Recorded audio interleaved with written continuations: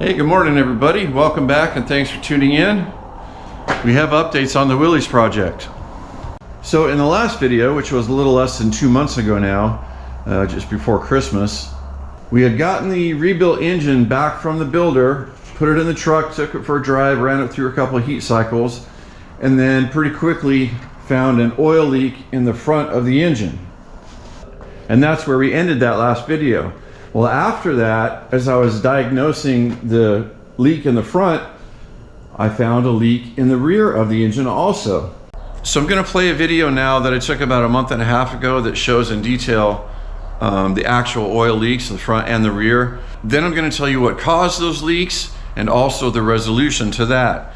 And then after that, I'm going to have a little bit more content showing you a couple of fixes I made to the truck itself while the engine has been away.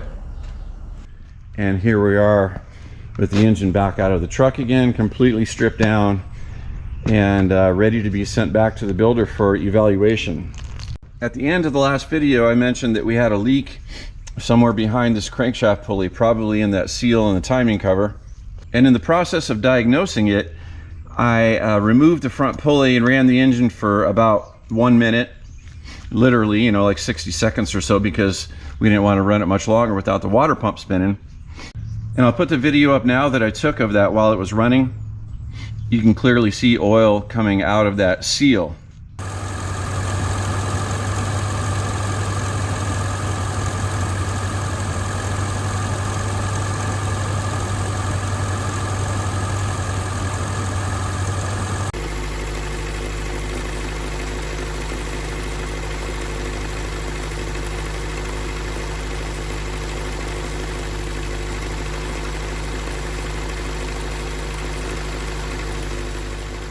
So, okay, fine, we got that diagnosed. Well, that's a drag, but that might have been something that we could repair with the engine still in the truck.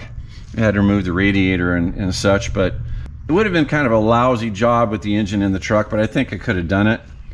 But while I was diagnosing this problem, I looked back on the ground towards the rear of the engine, and there was a puddle of oil on the ground back there as well. So my guess was that it was coming from the rear main seal. I don't know where else it could have been coming from. So I'll put that video up now so you guys can see it.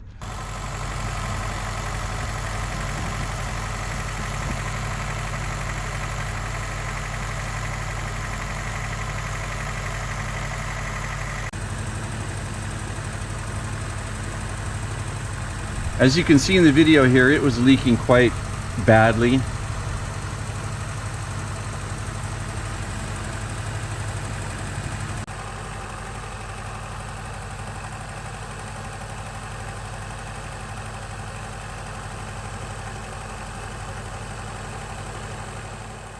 And you know, I looked around everywhere, checked the valve cover, you know, anywhere up here that could have been leaking and then dribbling down and looking like a rear main seal, but I found nothing. So the engine builder has been great to work with. The motor's still under warranty, and I haven't done anything to void that warranty as of yet, and I certainly don't want to dive in myself, right? So we're just gonna bite the bullet and ship this back to him. So I shipped the engine back to him about 3 weeks ago now. He's had it for about 3 weeks, and we spoke on the phone yesterday. He told me on the phone that the front oil leak was not a big deal. It was, you know, there's a seal behind the crankshaft pulley that sits inside the timing cover. If I understood it correctly, he said the seal itself wasn't leaking, but the little area where the seal sits into the little recess inside the timing cover, something was wrong there. It was either bent a little bit or something. Anyway, the seal wasn't making a perfect seal in there, and that's why we were getting oil out the front. So that ended up being a quick fix for them. Now the oil leak in the rear was something completely different. My guess was that it was coming from the rear main seal because of the amount of oil that was coming out. It was a bad leak. So in the span of about 3 weeks, like I said, they've had the engine about 3 weeks. They took the engine apart. For you guys that don't know, replacing that rear main seal is kind of a big deal. To do it right, you have to remove the crankshaft. So you have to disconnect all the connecting rods, remove the crankshaft, remove the main bearings. So they took the engine apart, replaced the seal in there with a new one, thinking, well, maybe somehow the seal that they put in was defective or damaged or something, which is a logical course of action. Put it back together, and the engine still leaked badly back there. They kind of scratched their head, and so now they took the engine apart for the second time, and they tried one of the old rope seals, which, you know, it's kind of antiquated technology, but still works if you do it right. You know, the rope absorbs oil and acts as a barrier to keep oil inside the engine, and like I said, it works. Anyway, they put that in, put the engine all back together, ran the engine, and at first it didn't leak. And then they waited overnight and ran the engine again, and then it started leaking profusely again. So then they took the engine back apart for the third time, and that's when they called me. So when you're rebuilding an engine, one of the things that sometimes happens is called an align bore. Well, evidently on these L134 blocks, that's kind of a no-no.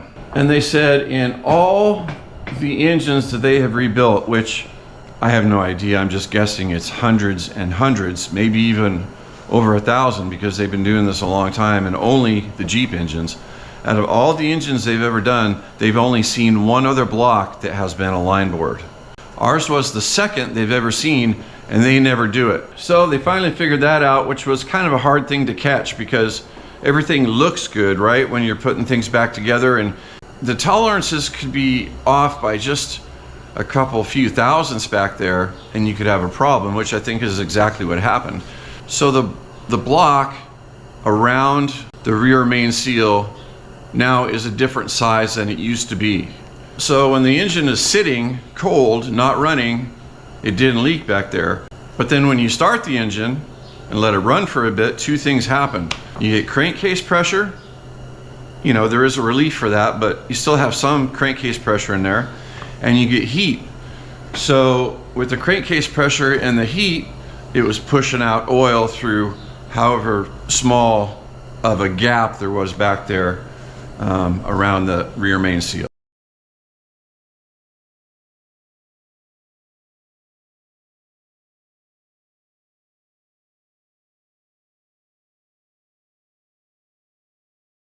So they're going to find a good used donor block and replace it.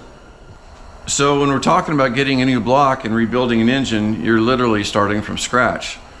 They have to inspect that block and prepare it. And also a lot of the new components that were used in our rebuild, like the pistons and rings and bearings, none of that stuff can be reused in this new rebuild because it was made to fit the old block and the tolerances it had at the time. So this is obviously going to be a time and expense cost for them, but I'm really pleased that they're going to honor their work and honor the warranty and make it right. So there's your update on the Willys engine. I think we might have it back in a month and a half from now, so that's good. So this Willys project is still full speed ahead. Once we get this engine back and everything's right, we're going to be done, I think, with all the mechanical stuff that we've been working on for the last year. This truck's going to be a really good driver. After that, you're going to have to stay tuned to see what we decide to do with the truck aesthetically. Paint job, no paint job, body work, no body work. What are we going to do with it? Going to make it look pretty or not, or somewhere in between? So if you haven't subscribed already, please consider doing that. You're not going to want to miss that coming up this year in 2025. And I'm going to go back inside. It's too cold to be out here right now. I'm going to go sit by the fire, maybe have a cup of coffee, and I'll see you guys next time. Thanks for watching.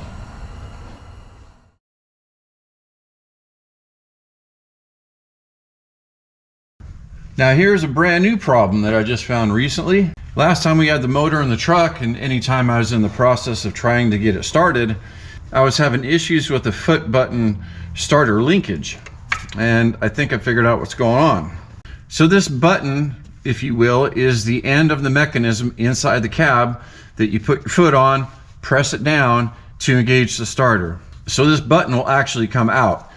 And what it does is it comes out and engages this tab right here on this linkage, and it pushes it down, and then here on the other side, it pushes this forward.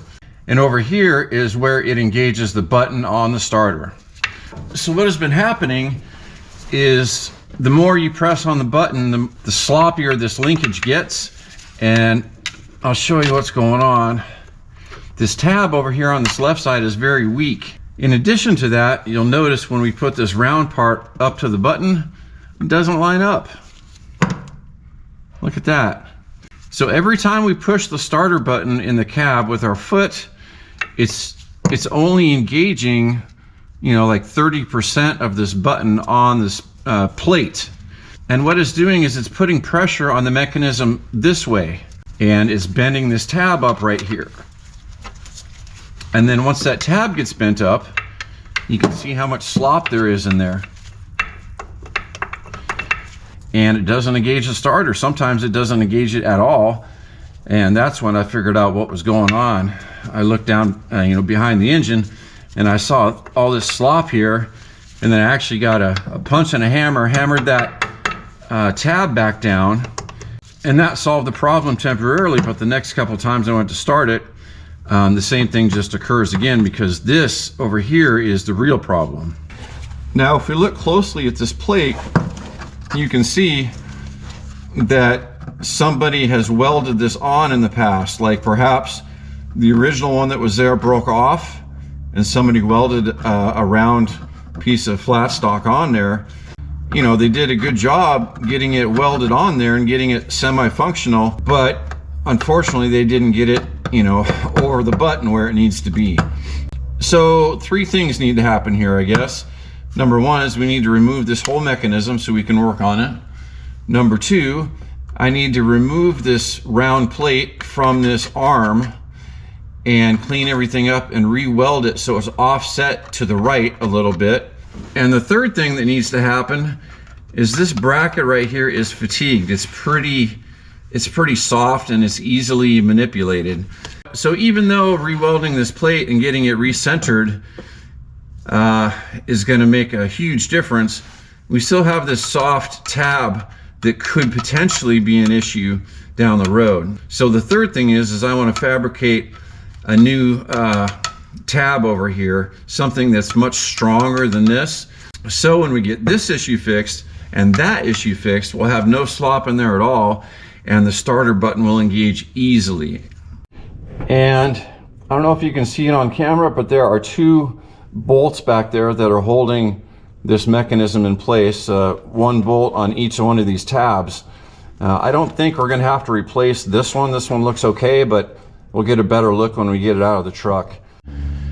All right, here I've got it out on the bench, and there's our plate that we need to grind off and then weld back on. I measured, it's about 9/16 of an inch. That way is what we need to do. This tab here on the driver's side, you can see how thick that metal is, and the tab is nice and tight around the shaft. This one doesn't need to be modified, okay? But look at this one. Well, let's look at this one in comparison to that other one. See how thin that is? This is just an old farmer fix from, you know, God knows when. So that's why it's so weak. So it's going to take me a few minutes to get this fixed. We got to fabricate a new tab, cut this off and weld on a new plate, but at least it's relatively straightforward. I guess we're going to tackle the welding first, and then we'll make a new tab. All right, ground the old welds off, got the plate removed, and got everything back down to bare metal. I also moved it to the right, 9/16 of an inch, and up just a hair. Now I've got it clamped in place, so we're all set for welding.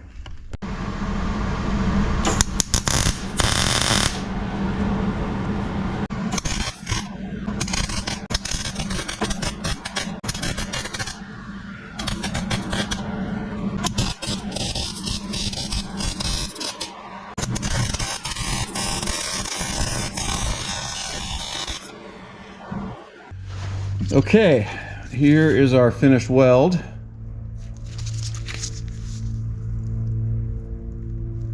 I'm happy with that on both sides. Turned out great, nice and strong. I think that'll do the trick. And here is our new bracket that I fabricated. You can see if I put it side by side to the old one, You see how much thinner the old one is, right? So this is going to provide a lot more strength to this other side, and it'll go like that. Now, these two little bolts that hold the brackets in, one of them is good, and one of them is rounded off on top. So we need to replace this bolt. I found one in my drawer. It's the same size, but it's a little bit too long. You definitely don't want these to be too long, because the holes that they go into are not through holes. They stop inside the bell housing, and if you jam one of these in here that's too long, you could actually crack the bell housing. That would be bad. All right, here she is. Got her cut to length. This is the rounded one we're going to throw away. And you can see they're the same length now, so we're not going to have any worries about it being too long. Let me get this installed, and then I'll show you the finished product. All right, here is the final result. Look how the plate lines up with our button now. Almost perfectly. And we've got our new tab right there, the old tab right there. One new bolt in the brackets, and it moves freely, and there's absolutely no wobble to it at all. So this is really going to be nice when we get the motor back. Just going to be able to push lightly on the starter button in the truck, and it will engage the starter. For those of you that don't know, the starter button has a spring on it.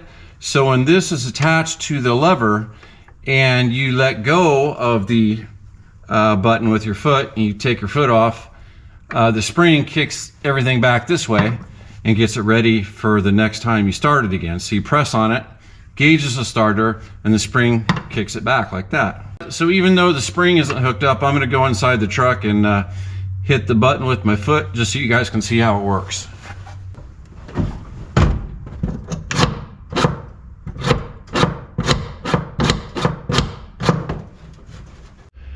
Now, thanks to a comment from a subscriber, we're going to try one more thing regarding this sloppy steering.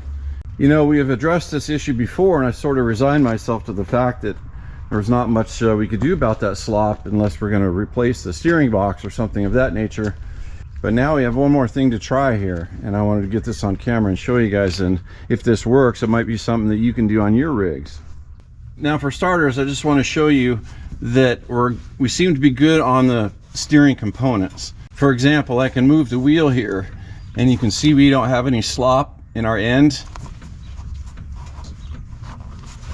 Let's move over to the passenger side. So we're looking here, first of all. There's no slop there. Now, if we look at the steering wheel and pretend that this is like the face of a clock, so this would be 12, 6, 3, and 9. And if we look at this part of the steering wheel right here, move it down until it stops. That's how much slop we have. So roughly from about 9 o'clock to about 8 o'clock is what we have. Now, of course, we can live with it like this. If we have to, we will. But I just wanted to show you what we're starting out with and see if we can improve on that. So now we're looking at the steering box right here. Well, the comment that I got was this bolt and nut are actually an adjuster. So this is just a lock nut. We loosen that up and then tighten this bolt down a little bit clockwise, and that might help to take some of the slop out of the steering. Wouldn't that be an easy fix? So I definitely want to try that. Let me go get the tools. I'll be right back. We don't want this bolt to turn yet. We want to be able to see how much we turn it. So yeah, it's trying to turn. Well, we're going to try both hands on this. We're going to try to keep the bolt from spinning when I loosen the lock nut. There we go.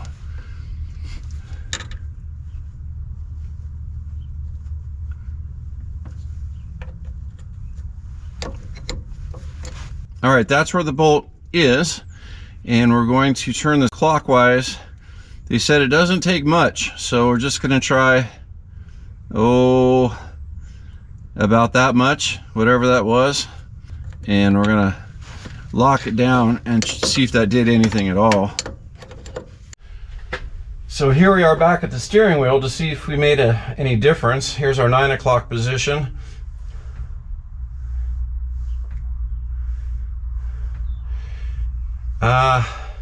You know, I think that did tighten it up a little.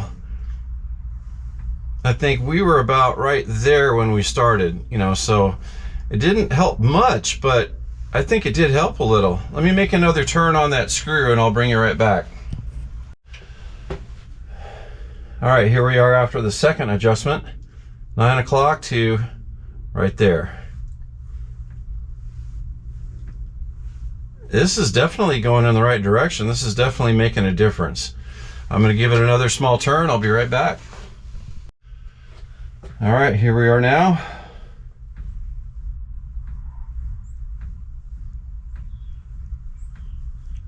I'm going to try it just a little bit more. We certainly don't want to get it too tight. We want a little bit of slop so things aren't binding up, but yeah, let me turn it one more time.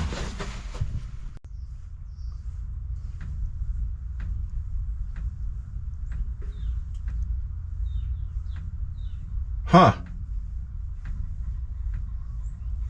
That's some good stuff.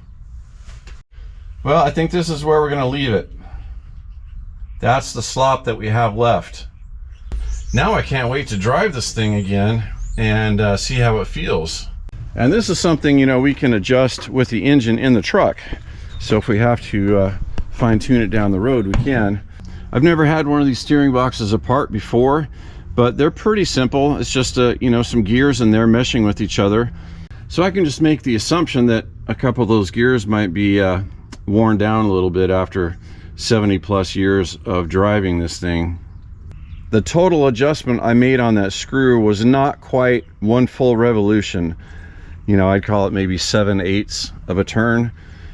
Each turn I made on that screw was pretty small, so evidently it doesn't take much to influence the tightness or the slop between the gears in there.